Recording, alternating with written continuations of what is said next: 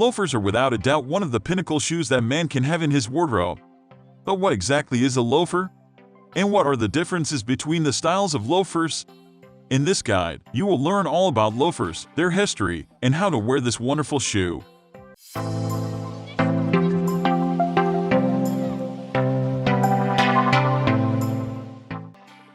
Characteristics of a loafer. As you're about to find out, what does and doesn't constitute a loafer is down to the exacting details. First things first, let's break down and discuss the key characteristics of a loafer. From the above description, one can see the similarities between a moccasin and a loafer. However, there are a few key differences. To best explore these, we need to understand how loafers came to be.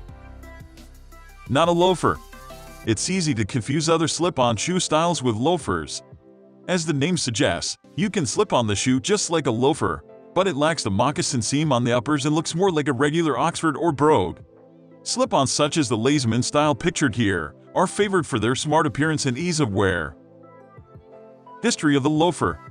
Well, menswear and clothing historians are largely of the opinion that there are two possible origin stories. Loafers either came from an English royal commission for a new form of house shoe, or they were descended from the traditional moccasin. As both of these things happened around the same time, it is comparatively difficult to pinpoint the definitive origin of the loafer compared to other types of shoes and boots, making the loafer's evolution quite interesting. For purposes of clarity, this article subdivides the history of the loafer based on these two main events while maintaining a rough timeline. The Wildsmith Loafer. In 1847, Matthew and Rebecca Wildsmith established a footwear manufacturing business in London by the name of Wildsmith Shoes. The mainstay of their business was making and subsequently repairing boots for the Household Cavalry, whose mounted unit, the Household Cavalry Mounted Regiment, was part of the monarchy's official bodyguards. A royal commission. In 1926, Matthew and Rebecca's grandson, Raymond Louis Wildsmith, was commissioned by King George VI to make a country house shoe that he could wear mostly indoors with his shooting hose. Raymond came up with a low-heel design that did not include laces and which could be comfortably slipped on and off. The construction of King George's new house shoe had a lot in common with the moccasin, though it's unknown whether Raymond was familiar with the style of moccasins or if he came up with the design based on the very specific instructions he received. This design soon appeared in his ready-to-wear collection as the 582, later the Model 98. Today, the style is known simply as the Wildsmith Loafer. While they were designed for indoor wear casually, they very soon gained in popularity and began to be worn as a casual choice for outdoor wear. Fusion of styles. At the beginning of the 20th century, Norwegian shoemaker Nils Gregorius and T. Veringer, 1874–1953 introduced a loafer in the town of Ålen, Norway. Nils had traveled to North America at the age of 13 to learn the art of shoemaking and spent approximately 7 years there. In 1930, he introduced a new design with heels which came to be known as the Ålen moccasin. This design was influenced by two sources: the moccasins worn by the Iroquois tribe of North America and the traditional, moccasin-like shoes worn by the fishermen in his hometown of Ålen. He slowly started marketing his design in the rest of Europe, where it became extremely popular. At that time, many Americans began traveling to Europe, where they stumbled upon these shoes, took a fancy to them, and brought a pair home. They came to the notice of the editor of Esquire magazine, and the publication began promoting them.